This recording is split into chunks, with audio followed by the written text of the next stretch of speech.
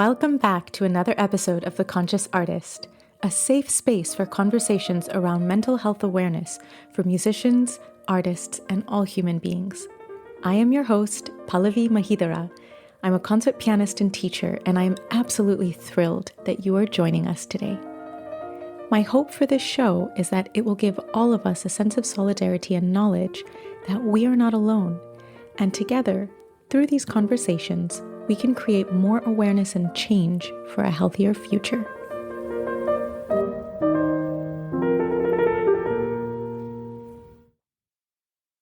My guest today is an old colleague and friend. He's a very talented tenor who also recently started his own record label called Saint Seba Records. We have known each other for almost 2 decades and have seen each other grow. And connecting now as adults, we've been sharing our mutual experiences in this industry. And it's been a big reminder that our voice is the most powerful tool we have. It gives me great pleasure to chat with today's guest, Joshua Stewart. Josh, welcome to The Conscious Artist. I'm so happy to have you here with us today. Well, thank you. It's really an honor to be here. I'm such a fan of the podcast, and congratulations on everything. It's great. Thank you, Josh. I know you've been such a great supporter. I so appreciate it. So we got to meet up in Berlin recently, and something you said in one of our conversations really got me thinking about an aspect of a musician's life, but especially a singer's life, that is undoubtedly challenging. You said one of the biggest challenges is to remain authentic in an inauthentic space. And this really hit deep for me. I was wondering if you could explain more what you mean by that. Yeah, I feel like authenticity has become such a buzzword, super trendy. But at the end of the day, it's actually about courage in accepting who we are, no matter the space we may occupy, no matter the stages that we may perform on. It's finding that inner voice that we can share with the world, and also kind of protecting that as well once you do discover what that is. It took me many years, and I still feel like I'm on this journey to actually accept and love that the difference, basically. It's what makes us unique. It's that special thing that we each possess. And I feel that we often, in training, that's kind of washed out of us through choosing a standard, which I understand is very useful as far as technique goes. But I think as far as artistic expression, we lose so much of the individual. So yeah, I've been on this new journey in discovering that, and also kind of helping others discover that. And I feel that it's kind of my mini mission now. After so many years of performing since I was a kid, I think it's really nice to be in this place to share in a new way and hopefully inspire people. That is so beautiful. I love that. And I could not agree more. Being in this world, being in this industry.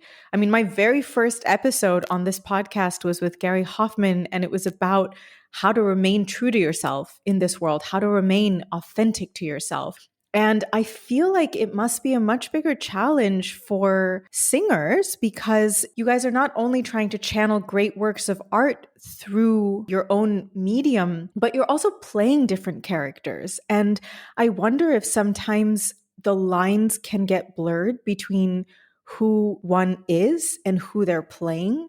Have you experienced that either with yourself or with colleagues? I mean, of course, I did have a conversation about this with a female singer, and we were speaking specifically about heterosexual men and how sometimes it can happen that they start to embody their characters. And as we all know, in a lot of Italian opera especially, there's a lot of misogyny and a lot of patriarchal machismo kind of behavior and attitude. So I'm just curious, what has been your experience with dealing with that with colleagues or yourself or anything? Oh, yeah, I think there is so much crossover, and I think our job is to make sure that everything is always clear and intentional. On stage, I really appreciate an artist who can take me to a world safely and take me on a journey safely. I don't want too many accidents. Sure, like an accidental, beautiful moment, but I really need each moment to be cultivated. And I think that is where our training comes into play, as far as being a stage performer, is being able to separate that. And then at the end of the night, you can kind of leave that moment and re-enter society in whichever form. Of course, we're going to be changed and moved. But I think the only reason I say this is because when I was younger, when I was just trying to get into being a great actor and a great stage performer, I used to go totally in and I would be like devastated for days after. And that's just not a useful place to be because that's also not the job. The job is not to become a human sacrifice for the art form. It's to be a vessel for the art form. And there is a huge difference. We have to be able to stand up the next day and do it again. And balancing this masculine energy, I think of it as an energy. Some characters need more of it. Some characters are respectful as they express that masculine idea, and some characters are disrespectful. And I think it's more about balancing the different levels of respect versus this generalized label of what being macho is or being all of these things, because also those are more societal norms rather than concrete things that we are. So I think the more we can separate and create different spaces to exist, I think it's really useful. And it's helped me a lot, especially post COVID. I love the way you said vessel for art form and not human sacrifice. And as instrumentalists, we are always a vessel for this art form, but we don't really have to be actors. For you guys, you have to be musicians, artists, actors, vessels, energy transmitters. It's so much. And basically, hearing what you're saying is essentially learning how to have healthy boundaries, right? Between you Oh, and the yeah. music, between you and the art form, between you and your character, you and your colleagues. How have you learned to apply that? Because I know that you and I both have gone, both of us, to a lot of therapy. We've learned a lot. We've really had a lot of parallel experiences. We've talked about this a lot. So I know that you and I share a lot of similar views on healthy boundaries, but I'm so curious to know how you've applied that on stage. Yeah, for me, I think the most powerful word in our business is probably no. And I don't think it's given enough credit. Hmm. I think it comes naturally. And I feel that when it does come to us, we should at least take a moment to figure out why. So the biggest thing for me now is if I have that feeling, I try to exercise that feeling, at least give that feeling and that idea of not doing or not agreeing or any of these things that we as students earlier on would be frightened to do, to know like, okay, we're all artists in this space. Now we can disagree in a beautiful way if it's for the art form. And I always try to make sure it's not coming from a personal view rather than what does this moment need? How can we make this more clear for an audience? Are we really doing the most courageous version? Are we doing more passive, let's follow the trend thing? Yeah, I mean, where are we putting the risk? So I try to make sure I give space to know because I feel that so much abuse happens when we don't accept that because we all have it. We have it. Sometimes we wake up and we have to practice, but it's just like, not today, or I don't feel it. And something about the moment just isn't right. So maybe give us little space to a no doesn't hurt. But yeah, I really think it's such a nuanced, complex topic to try to get into. And I think each person probably has their own method. For me, I'm very difficult on myself, but I try to do it in a useful way rather than kind of beat myself up because something didn't get done or I didn't check a box or accomplish something. I try to be a bit more realistic and be human first because I think I forgot that at the early parts of my career, especially when I switched to classical music. It's very easy to forget that we are all humans first. My goodness, yeah. We're not taught how to say no. I mean, at least in my experience as a woman in society, I was not taught how to say no. And I have had to learn in many ways the hard way how to say no, how to listen, as you say, to your intuition, to your body. Because our body always knows, our intuition always knows. We've just gotten really good at ignoring that. And so to retrain, I agree with you. Like after COVID, I think a lot of us started to really ask some hard questions and learning to say no, learning to accept who we are in that moment, learning to listen to what we need in that moment. These are acts of courage, exactly what you said in the beginning. And you mentioned something about safety on stage. And this is really interesting for me because when I think about collaborative music making on stage, in my world, it's chamber music or playing with an orchestra, right? Hmm. But I would say I would never, almost never use the word safe. Like I wouldn't need to use the word safe or safety because that's not what it's about. I would use the word trust. Like in chamber music, if there isn't trust between the people, and it doesn't have to be personal trust, but musical trust, then it won't work. But in your world, not only do you need to have that musical trust, but you also need to be able to trust your colleagues on some sort of emotional level as well. I would say, probably as a woman, there are many circumstances where if a woman doesn't necessarily feel safe with one of her co singers, there isn't really a chance to say no in a live performance.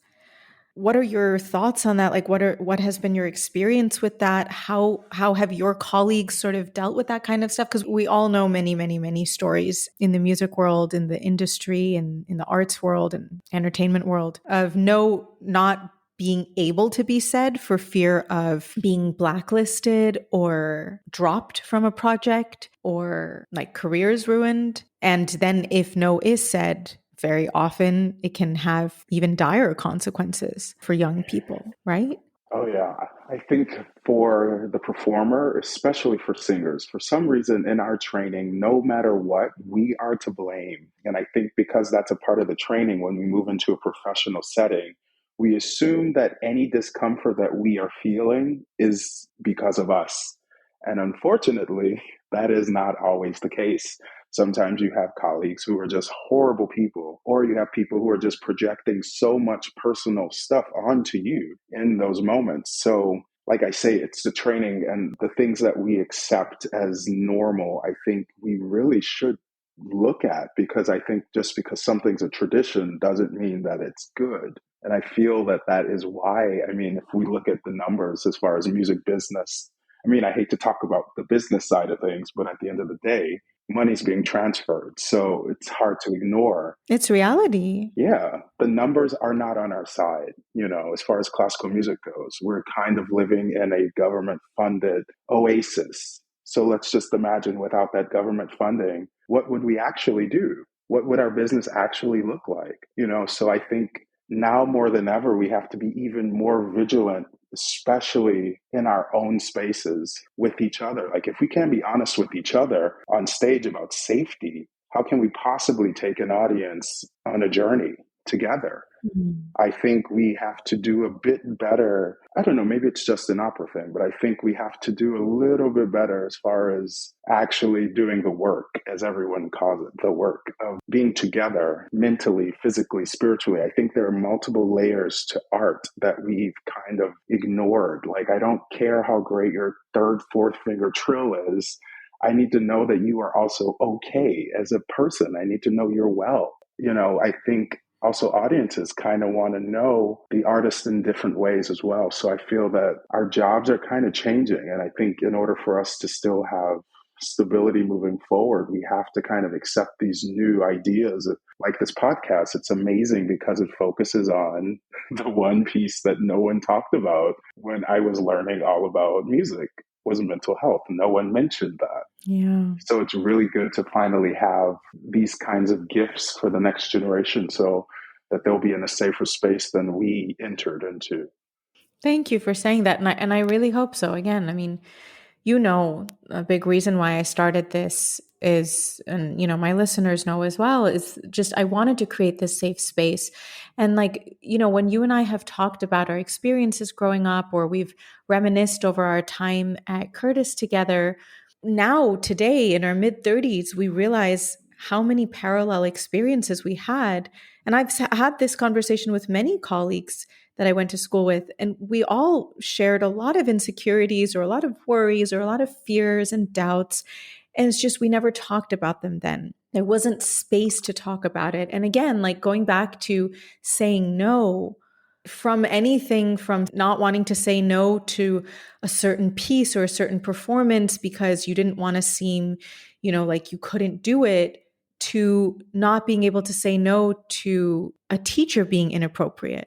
Like we've heard the stories, we know. So I don't know. I do really hope that things are changing. And I know that things are changing little by little, but it's such a big mountain to climb. And again, like hearing my colleagues speak about things that are so incredibly important to me, accepting who we are, protecting ourselves, learning healthy boundaries, being able to sort of separate the world that we work in and the human that we are. I feel like that's essential for like a healthy life, but also a healthy artist's life, like to be able to bring the best that we can to our musical character or our musical interpretation or whatever it is we're doing, right? Yeah, and also I think the biggest thing that really has helped me immensely is remembering why I wanted to do this in the first place as a kid. Like thinking back, like, Mm. why did I even like music? Why did I even like singing jazz? Why did I like singing opera?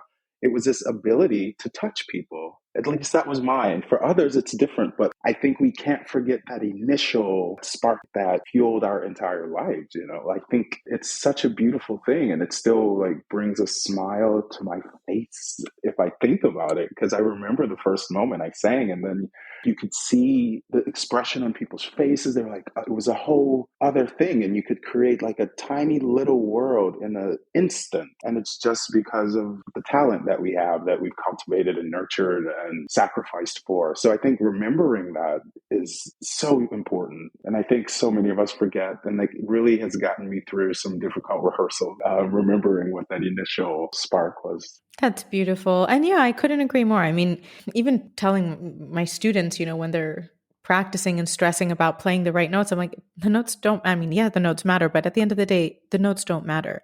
Play because you love it. Play because you want to share it. Play because it means something to you. Play because it means something to someone else. But tell me more about your transition from jazz to classical. And I'm so curious to know, like, did you have similar experiences in the jazz world versus classical, or were they like vastly different? Wow, that's that's a tricky topic, because I feel at first, I mean, I was 14 when I first got introduced to classical music in an educational setting. All my jazz mentors said, learn classical music, learn opera, and then you'll have the technique to sing forever. So that was my initial goal. And then my teachers in high school in New Orleans, they said that I was very good at it, and I was 100% against it the entire time. And then I auditioned for a few schools. The school I like, my number one top choice was actually Berkeley in Boston, because they did all the music beyond classical music. So I was like super into that. Hmm. And unfortunately, on the audition for the scholarship, I was sick, so I didn't get a great scholarship. I think I only got half or something like that. And then my Curtis audition went very well, and I ended up getting in. So I was like, oh, okay, so this is a good sign. Maybe I should go and try this out some more. So my entrance into classical music was, I guess, kind of under protest. I have moments of love for it, but I think because of this standardized version of expression, it's really hard to get behind, because I think so much of it is kind of chasing old recordings or chasing old, like anything like that is very strange for me. It feels unnatural, especially coming from the jazz world where everything is very immediate, everything is highly personal, and it's all in the moment. It happens and it's gone, and that was it. And unless someone like transcribed a live performance, that was kind of all. And that's why I'm so fascinated with recordings now, actually. But yeah, classical music and we've always had this very, very difficult relationship. Um, it's a love relationship, I'd say, but like the true version of love that's full of all the colors, rather than just like, oh, it's lovely. It's more, no, no, I love classical music. I love what it means to music as a whole. I love the structure. I love the form. I love the rigidity, because you can still find yourself within this almost straitjacket in certain situations. You can still discover new ways to be yourself. It's really amazing. So like it's like a passionate telenovela kind of love. Yeah, so I'm here on this journey and it's really amazing because I've had such amazing experiences and I'm so excited for all the new ones that are to come because of it. So yeah, it's classical music, goodness. Jazz is my, like they say in German, Herzblut. It's like my blood. It's in me. But classical music, it's such a interesting space to exist in. And to exist in it successfully is even more interesting. And that is, I count myself lucky that the hard work paid off where I can have a life in classical music and I have amazing colleagues. Yeah, classical music. Oh, how did I get into it? Okay, can we just pause? Can we just pause and acknowledge the fact that you started doing classical music at 14 and at 18 you got into Curtis? Can we just like highlight that for a second, please? I mean, yeah, I think the audition I was 17. Like my therapist always tells me, he's like, "What does age matter? Why does age matter?" Because I'm always like, "Oh, now I'm 36, so I should be do do, do, do." Like and he's like, What is age?" I mean, I'm amazed I got in. No, but it's super impressive. I was more amazed I got in because I wasn't that into it. Because when I got there were like brainiac people who were like super into it. Like they drank all the Kool-Aid. They were like 100% into it. And I was very like, okay, let's see how this goes. But also, I mean, my entire time at Curtis was kind of bookend in trauma somehow because when I arrived, it was the week before Hurricane Katrina totally took out New Orleans. Yeah. So Philadelphia became my everything. You know, I went from a kid saying like, "Oh, I can't wait to leave New Orleans and do all this amazing new stuff," to like having this crazy amount of homesickness instantly when you realize your words became reality and now everything's gone and you're like, "What?" Uh, and you're in a new place. And I remember that first week, I will never forget it. It was such a bleak time because every person they met well and they knew I was from New Orleans. And also, you know, Curtis is very small. So every single person would ask me, like, "Oh, hey, how are you? How's everything? Have you heard from your family yet?" And I remember every form of communication was gone. So I hadn't heard anything. So after a week, I felt like just a zombie walking through the halls and like it was really not a fun time Oh my gosh. until I got that first email from my parents, and I was like, like I felt reborn. That was my first week at Curtis, But that's terrifying. and to have the outpouring of love from every single person, even people I didn't know at the time, it was really amazing. And that's why I will always be 100% for Curtis and the families that we do create. I understand there have been issues. I'm not taking any of that away, but I think Mary Louise Curtis Bach's Zimbalist, her initial vision still lives on. And I will always appreciate that. You know, it meant so much and still does mean so much to me. Of course. I mean, I think for all of us that went to Curtis or anyone who's gone to a place like Curtis, to exist in this world is contradictory because we are so grateful for everything that we've received and all the experiences we get to have because of these incredible opportunities that places like Curtis create. But at the same time, like nothing is all good or all bad. You know, nothing like the world is not black and white, right? There are multiple realities that can exist and multiple truths that can exist. And I find it so interesting actually that sort of coming from this open, improvisatory, free flowing jazz background that you actually ended up going to probably one of the most rigid places, both literally because it's classical music, but then also Curtis. You know, I mean, Curtis is steeped in tradition. And what you said earlier actually really struck a chord with me that just because it's tradition doesn't mean it's right. That was so interesting. And I think that we all value so much the traditions that exist in classical music, both in style or schools of thought with certain composers or certain pieces. I mean, it's a way to be able to connect with the past, and how incredible is that? But at the same time, the only permanence in life is impermanence.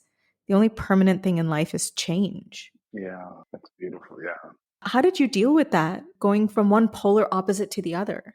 Well, for me, I have to go all in. I had to become the best at it. I practiced like a maniac. I practiced more than healthy for vocal folds. You know, I was really trying to figure out things because also when I into Curtis, I remember I couldn't even sing that high. And I was like, oh no, I'm a tenor, but I can't sing so high. Then I went to a practice room and figured out how every single famous tenor that I could find a recording of, how they sang high. And then I became known for singing high within like a few months. Mm. I think something in my personality loves a challenge. I love to be not good at something and then become very good at it. So, like, I don't know what that is. We'll ask our therapist. Yeah, I'll ask them, like, what is that? But yeah, it's really interesting that I did go to Curtis because I even, when I was there, I remember going to Michael Eliason telling him, I was like, oh my God, you made a horrible mistake. I am not these people. These people are really into that. And he was very clear. He was like, when I stop believing in you, you will know you will no longer be here. Until then, you belong here. Wow. It was my second week of school, I think. And he's like, this is where you belong. And I think he was right. I mean, I became who I am as an artist. And I think it's the courage that I possess now artistically is because of the training that I had there and the opportunities I had there to have this inner battle constantly between classical and jazz. Like this has been a theme in my life, and realizing that at the end of the day, they're all just notes, not even notes on the page. They're literally just notes. They're frequencies and sounds that have effects in the space. We've added so much weight to certain things. And I think because of that, that is why things are not as accessible. And I think that they could be again. But yeah, I think Curtis, I love a challenge and they will give you a challenge. As much as you can handle, they will give it to you. So I think it was kind of like heaven on earth. I mean, it was a great distraction from what was going on personally to just get into it all. And I remember the first opera was Die Zauberflöte. I think about it so often because I was like so stressed about just pronouncing the German. So it was nice to have that like simple distraction, you know, something like Aussprache, like how simple. Wow.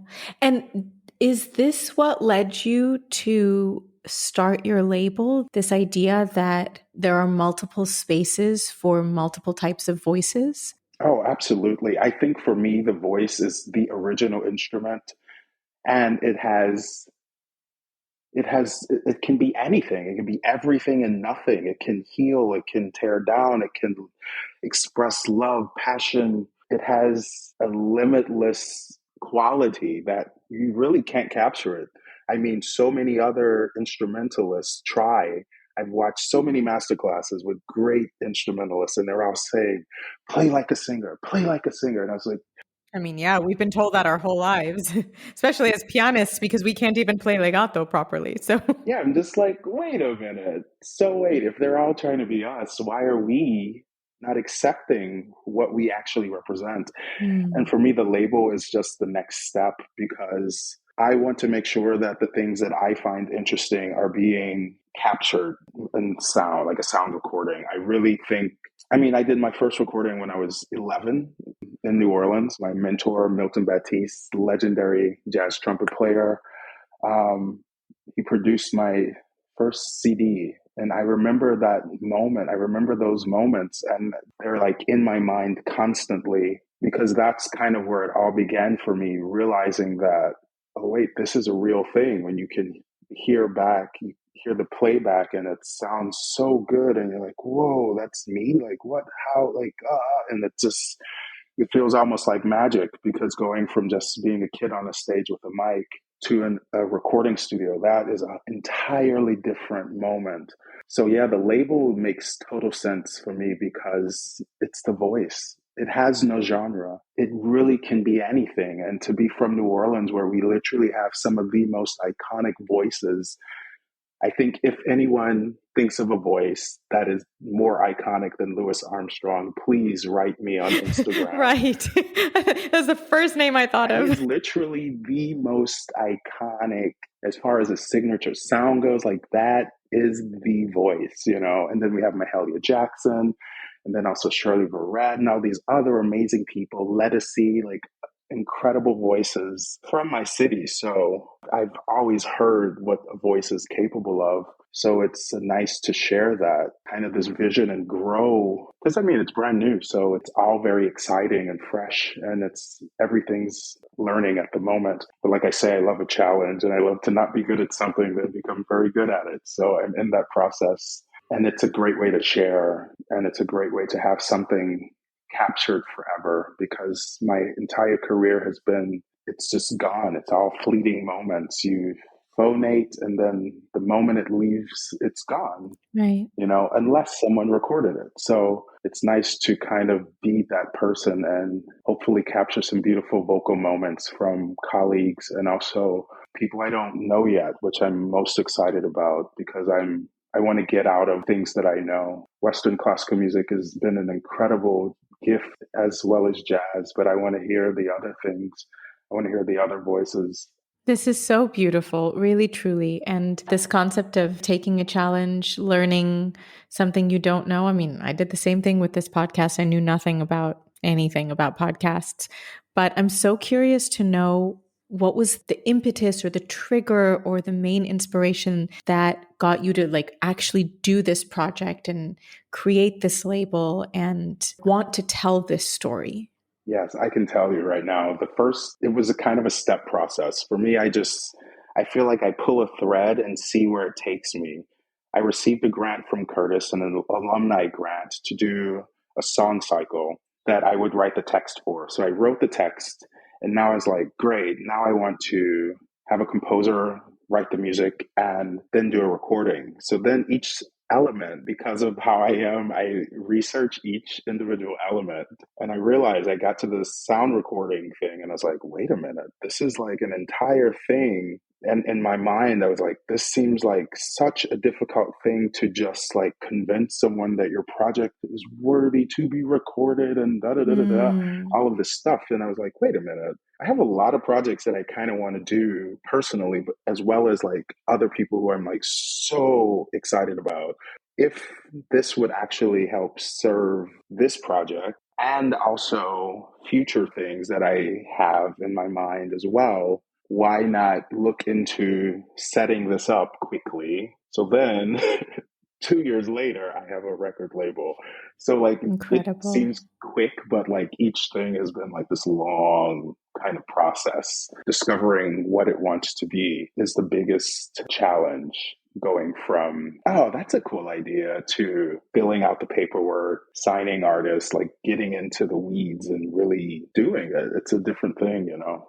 But it's amazing. And as your friend and colleague, I am super proud.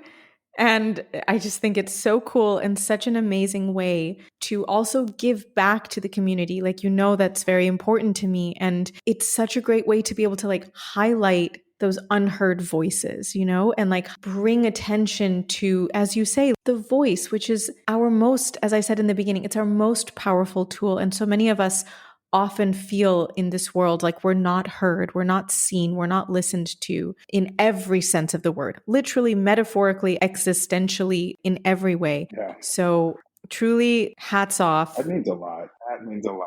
No, truly. Like I remember when you launched it, I was like, "Damn, okay, I want to know more about this. This is such a great project and just such an amazing way to give back." Yeah, thank you. That really, really, truly means a lot, because, you know, I'm a huge fan of yours. So, like, wow.